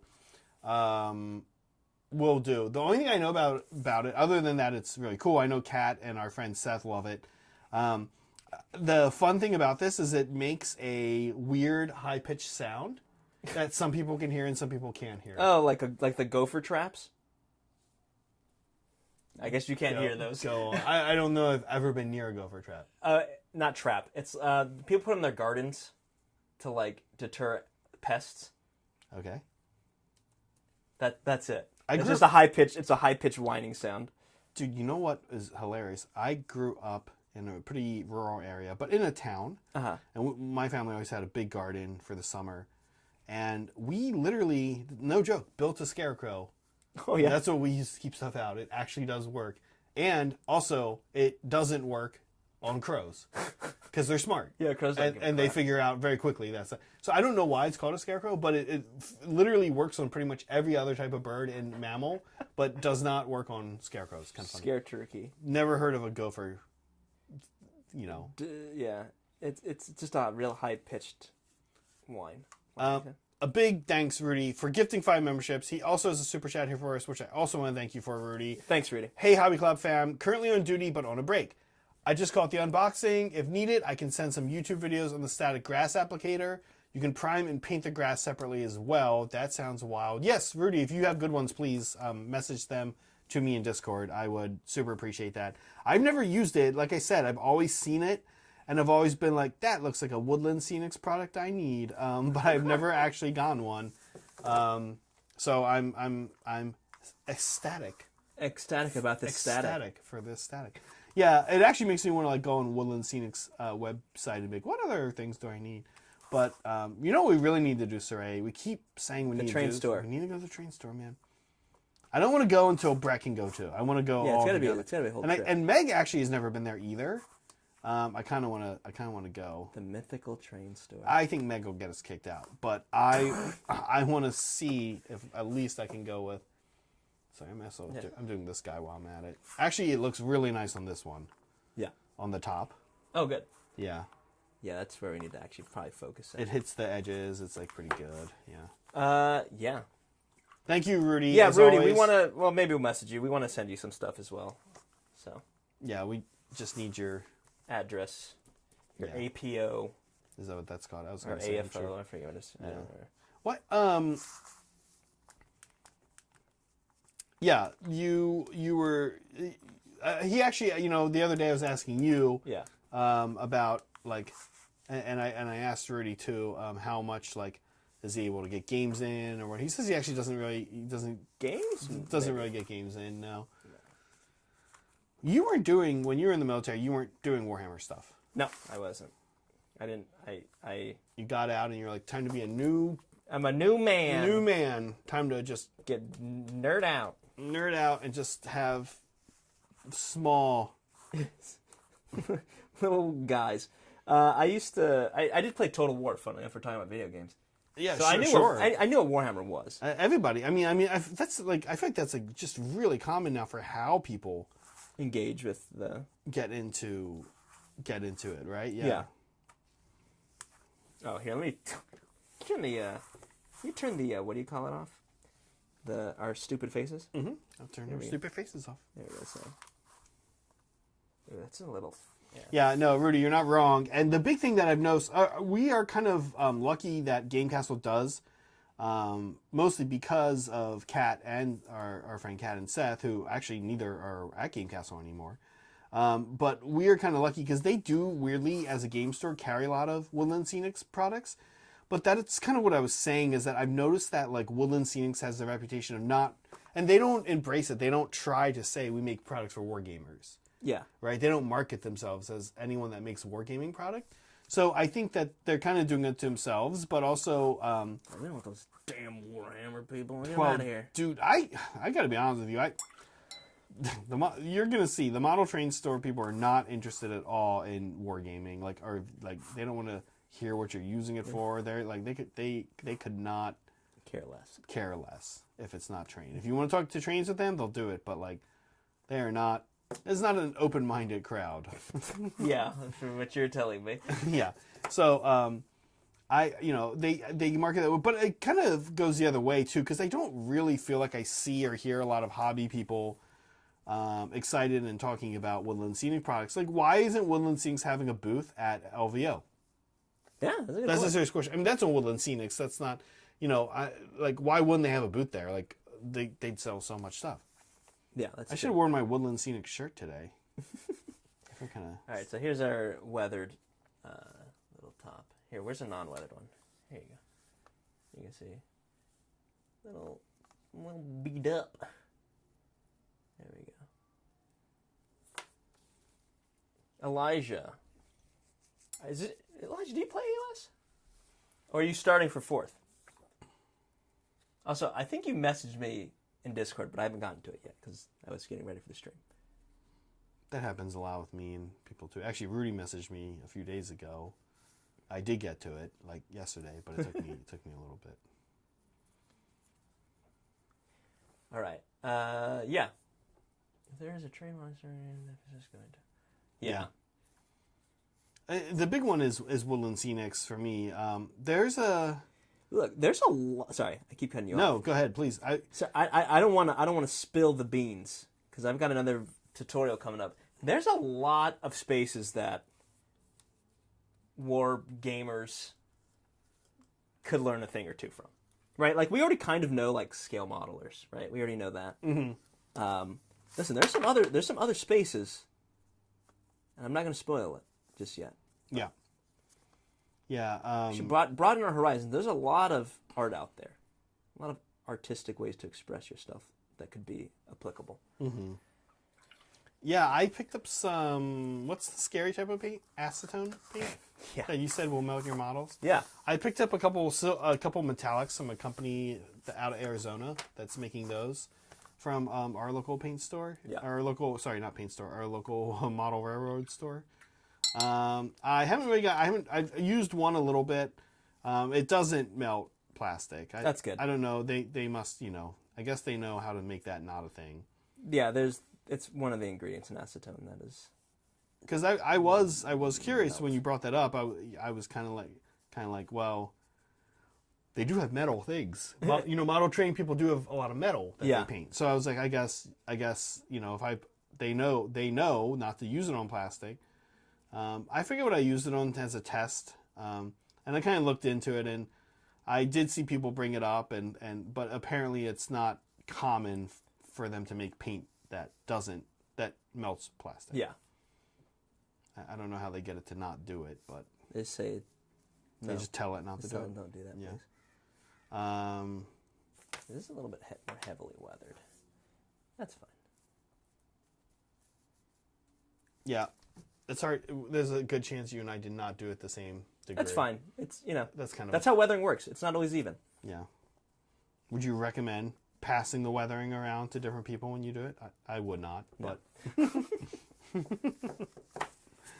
just to get that random... Complete randomness, yeah.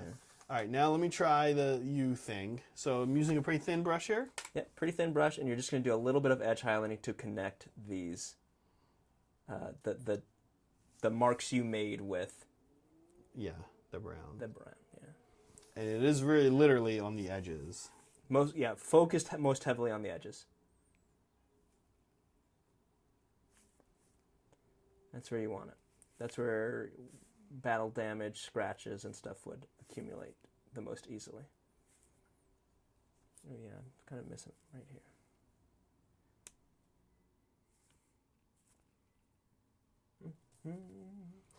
Just basic paint as like a weathering technique. Yeah. Pretty interesting, huh? Yeah, you don't need oils and stuff. I mean, I prefer oils and stuff for this kind of stuff, but not necessary. Now, will we sink little chunks of silver in some of this? We can. Little chips of silver? Yeah. Right? Yeah. If I were to do that, I would actually do silver first. Oh, really? You don't think... Actually, no, you're right, because primer would be... Yeah, you could do silver inside of these. Inside of these, right? Yeah. Yeah.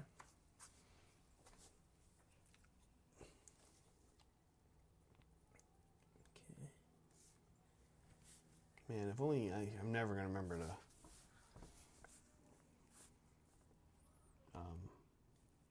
denotate this as the airbrush version of this color. Well, it's never going to happen. All right. If only there was some way to do that. If only. Too bad that doesn't exist. Oh, we need to close our poll. Oh, oops. And we need to do fan stuff. And then we probably need to end the stream. Oh, and then we geez. need to go to... A key. Okay, so talk to me about these. I put up a few options here. I've got Winter Assault, Dark Crusade, Soulstorm, and Happy Home Paradise DLC. Talk to me, Cire, about these different ones. I don't, again, not a video game person. Okay. Never played Dawn of War. Looks like Soulstorm won. Soulstorm is probably the actual correct answer, too. That's the one you think is the strongest? Yeah, so these are just expansions for Dawn of War. Okay. Dawn of War 2. Okay. And they just add new factions. I believe Soulstorm added Sisters of Battle. So think about how cool that was, right? You had Sisters of Battle in Dawn of War in early 2000s, and we didn't get Sisters of Battle models until, what? After I got into the hobby. I know that. 17, 18 Yeah. maybe, something? Yeah. 16 at the earliest? Yeah. At the earliest, yeah. So, that's super cool. Mm-hmm. I can still freaking hear the bark. Something about inspiring dread and awe. Yeah, that's pretty cool. I think it also added the maybe it was Grey Knights, because I think it was the Inquisition was in there. I might be wrong on that one. Dark Eldar. Sisters in Dark Eldar, yeah. And Winter Assault added some stuff for Cadians, I believe. Okay. I think it added some guard stuff, so that was pretty cool. And I don't remember Dark Crusade. I think Dark Crusade added some chaos stuff? In my head, I'm picturing word bearers. But I'm not actually 100%. I don't remember off the top of my head. But yeah. Okay. You should play these if you haven't. They're good. Yeah, I hear good things. I guess I could get them on Steam. Maybe they... Oh, yeah, they absolutely are on Steam, and you can get them for 90% off. Maybe they work on an Apple. I don't know. Yes, probably. At this point, maybe, huh? Yeah. It's been a while. These are not new games, so... No, these are 2003. Yeah. Yeah. Wow. All right. Are they on original Xbox? No. No, this is a PC game. Okay. Well, we do have some fan stuff. We do have fan stuff. I'm excited to some good ones here. So let's jump in. As opposed to when we have bad ones. Yeah, sometimes we have bad fan stuff, and we're just like, oh god, I can't believe we gotta get the fan stuff. Yeah. No. This is Saw. Okay. Yeah, this is great. This is Sylvaneth. Yeah. Of some sort. Yep. I couldn't tell you what model it is because I don't know anything about Sylvaneth, but it looks good. I'm actually not even sure I could tell you. I forget what these are. These are Tree Revenants. Yeah, not Spite Revenants. I think these are Tree Revenants. Yeah. Nice. I'm digging the purple hair. I like the purple Very hair. nice. A lot, yeah. Very nice saw. Nice work. Nice bright colors. Solid doing a lot of projects. A lot of projects right now, it seems like, yeah. Yeah, these are great. Very nice. Very nice work. Okay, moving on. We have a smaller fan stuff today. We've been doing it twice a week recently. This is Nick at Night. Nick at Night, hey. We know this guy. Super chatted a little bit earlier about Slaves to Darkness. Yeah, he's doing these light-colored Slaves to Darkness with like the green glow. Yeah, I'm digging it. He's got like a whole army of this. Yeah, that's the idea of Warhammer. No, right, fair point. Nick's a great painter, though. Nick, are you gonna be at Small Town? Let me know. If so, is this what you're bringing? You bringing slaves? You bringing slaves? Yeah. Where's your Vanguard? You can't have a list without Vanguard. Yeah, that's true. He might have Vanguard. Yeah, but anyway, looks great as always. He's a strong painter. Right. Okay, sorry. We'll get back. Remind me to answer Elijah's question. Okay. About synth stuff. Oh, he's thinking about Small Town Throwdown. Okay, cool. Well, I hope I see you there, Nick. Otherwise, I'll see it. Old Town Throwdown, I'm guessing. Who is this? Actually, let me just check in the Discord real quick. Jump Captain. That's who it is. It's a Jump Captain. Okay. I think white. Is it white scars? Maybe. I see white and red. Something about it just gives me like. I guess it has to be, unless it's a custom chapter, of course. In my head, it was like not the. Oh, this is Boris, yeah. And he's got a picture of a whole unit. I think it is White Scars. It's White Scars here when I see the whole unit picture. Yeah. Very nice. Looks very nice. Yeah, looks great. White hard to do. I like the. Is the oh no, that's like the little shield thing. Good decal work. Tilting shield. I think he's doing decal. Yeah, it's decal. Yeah, it looks good. Looking good. Good job on that. Is that panel lining? Yeah, good work on that. I know that was a pain in the ass. Yeah, I know. Important for white, though. It goes a long way. Yeah, white models. Really nice. Nice work, Boris. Good to hear from you. Good to see what you've been up to. Soup's painting. We think this is one of Louis Sugden's. Yeah, we're not actually sure if it hobbies. Yeah, but we think it is. We're bad at keeping up with what other YouTube channels are doing. Yeah, we shouldn't be. We should probably be on top of that. We should probably be better at that. Is this from Louis Soups? I don't even know if Soup is still here. Anyway, it kind of reminds me of her style, which is very cool. Very, she has a very pronounced style on the stuff she's making. Cool to see she's making her own minis. I know she's been doing that for a little while. Jelly. Yeah, pretty cool. Yeah, this really nice. Oh, and of course, great paint job. Yeah. How big is this thing? It looks pretty hefty, huh? It looks big. Is this for like a random 3D print? Okay. Oh. Okay. And does that hole like a plant goes there? Do you put like a pot of plants or something in there? I don't know. And is this an owl bear? Or an owl? It's an owl bear. It's an owl bear. Look at the claws. Yeah, the claws. Okay. Okay, cool. Yeah. Owl bears. Remember that? Remember that first time you looked at a Dungeons and Dragons Monstrous Man? You were like, "What?" You're like, "Who? They gotta stop. They gotta stop. They gotta stop smoking pot over there and wherever they're making this game. They're all coked out of there." Yeah. This is from Broken Chef. This is from Broken Chef. He's jumping around to a lot of different things right now. I was like, he's doing a bunch of demon stuff. I think he has finished his Nurgle. We were talking a little bit about last night in Hobby Hang. Yeah, I've seen some bloodletters though. Yeah. There's some, and now we have some Slanesh Mortals, which, awesome. Yeah. I really want to. Too much to do, man. I really want to do Slanesh Mortals. What are they called? Hedonites? Hedonites, yeah. Yeah. Well, you and Meg might. Yeah, you and Meg should co-tackle that. Yeah, I think she would love to. Yeah, we got to figure out that time to do that. Not even logistics, just when are we going to do it? Soup says it's pretty big.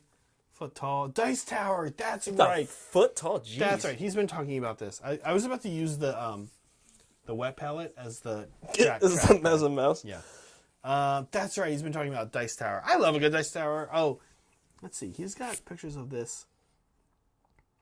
It's funny when I was at Tabletop Titans, I was the Titans train was a product, right? The cardboard train. Yes. And I cannot tell you how over and over again I pushed for one of the buildings to be a dice tower, and Brian just was not having it. And I was like, guys, it's so cool. Just like we got to sell it as an expansion. It'd be so cool.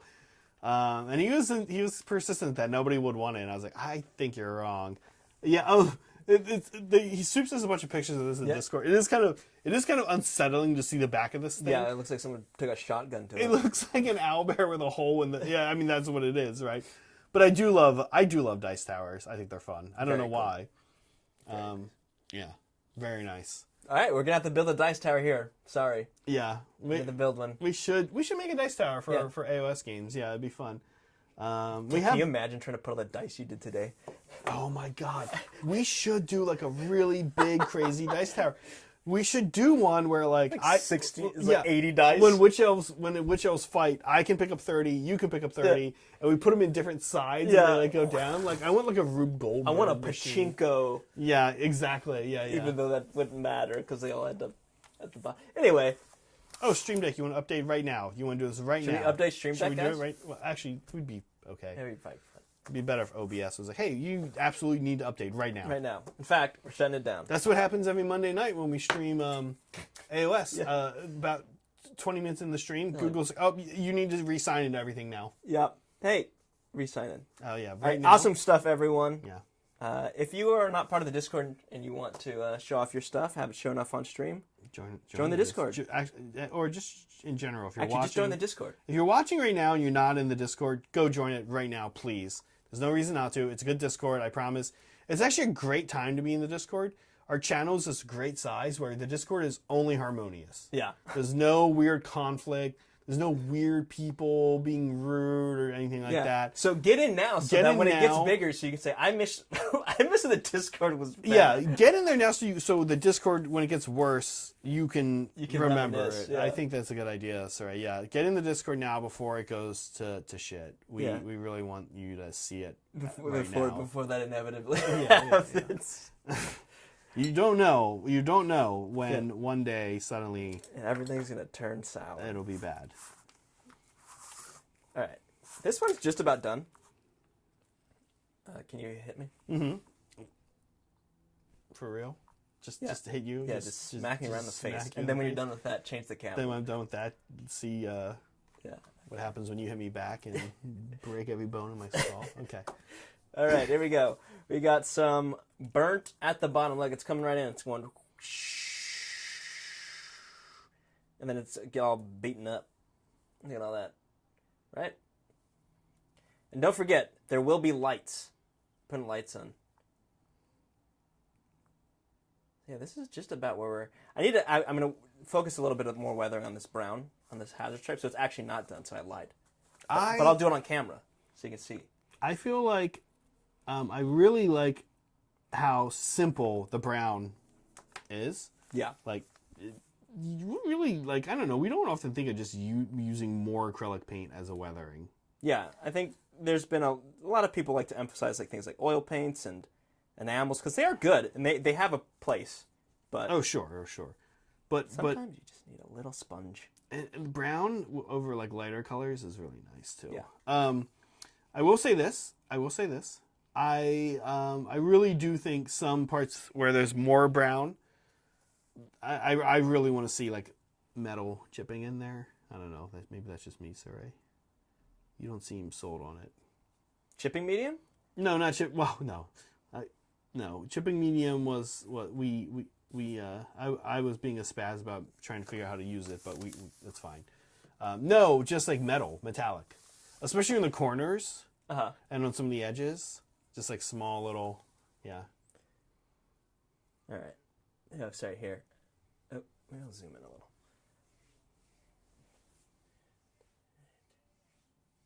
So were we talking about synthwave? Oh, sorry. Yeah. Okay.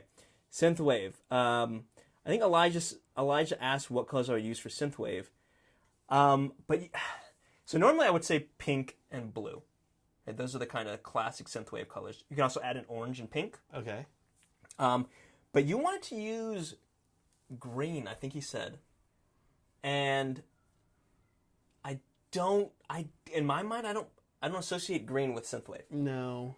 I think synthwave you think of like teal, magenta, pink, pink, black.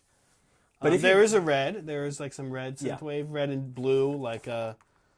I mean, the image I'm having in my mind is the Kavinsky the band, their album. Yeah, you can do red and blue. But if I'm gonna do green,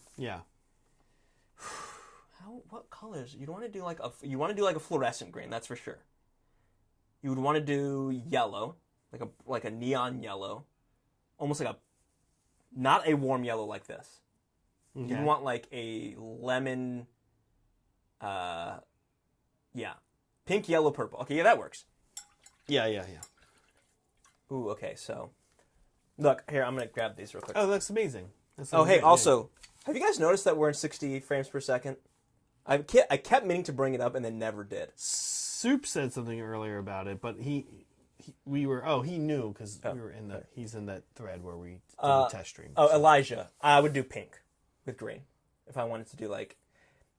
I feel like that it starts to step a little bit away from synthwave, but like techie. Just look up synth. Right, like electronic. Tron, yeah. Just look up synthwave green. Like you'll see how people do it. But or also another version of synthwave. This is the card culture of synthwave is Outrun. Outrun, yeah. So look up like Outrun with green. You'll see stuff. Where are those fluoro paints?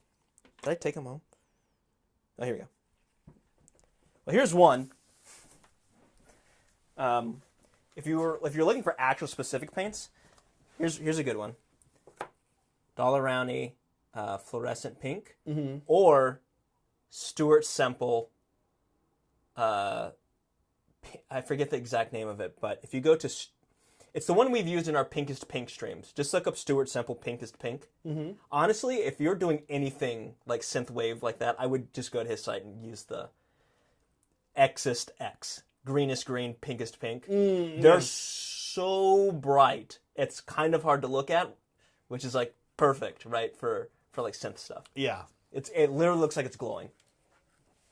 And not just under dark light. Or black lights. Hey, we're like very close to being finished here. Also, lavalier mics.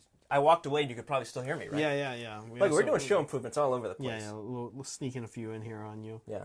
Green.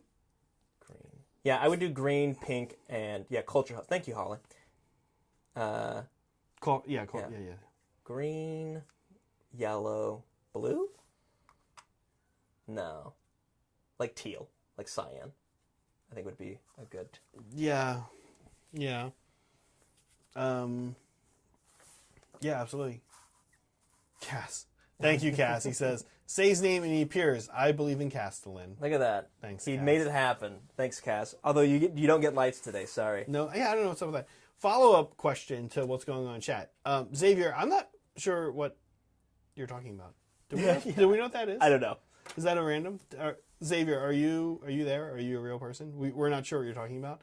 And then follow-up question to that. If you're not real, and that's not a real person question, did we just get our first like weird like bot comment thing? Because if so, that's pretty cool. I'm weirded out. Nobody is saying anything about that comment. Yeah.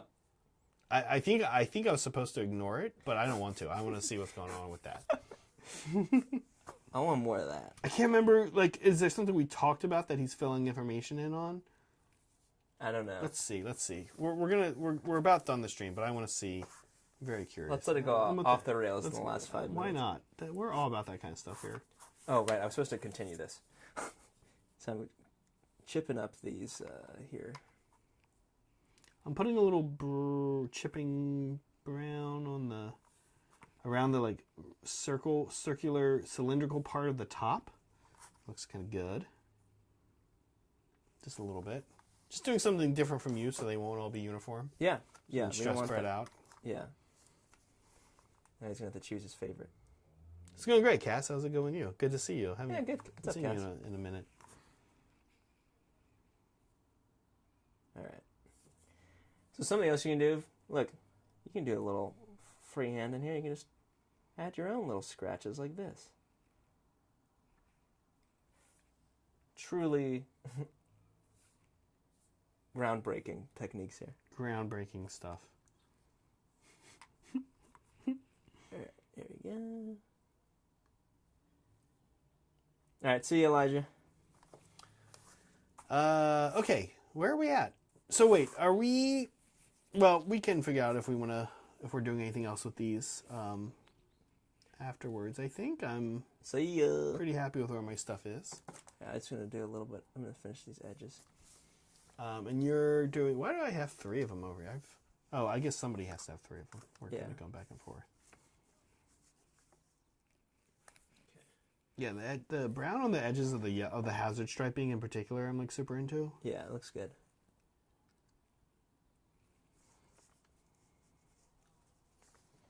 Yep. See Discord, Elijah. Good. Thanks everybody for hanging as we wrap up here. Yeah. Yeah, we will see you. Some of you, hopefully many of you. Be nice to hang out Saturday. We've got a AOS game as always. You'll see these two mugs again. Actually, Yeah. Sorry. on Saturday. Yeah, Meg will be producing, and so we'll be doing a little daughters versus Maggotkin. That's right. Yeah, All right, so should be fun. all we have left to do with these is we obviously have to finish the chipping and scratching for all of these, and then we're gonna add Yeah. a little bit of recess washing, and then we're gonna call them good. Yeah, then there's like a prescribed jungle weathering that's going on in this swampy jungle that's going on for this. I kind of I think I know what Brett wants for that. I kind of need to confirm that. But these are cool. I'm digging these. Oh, thank you, Cass, sneaking at the last minute, gifting 5 memberships. We appreciate that. Thanks. Yeah, good to hear from you. Say hi in the Discord. Show us what you're up to. Post some hobby progress. Cass, just out of curiosity, did you start playing 76 because of the show?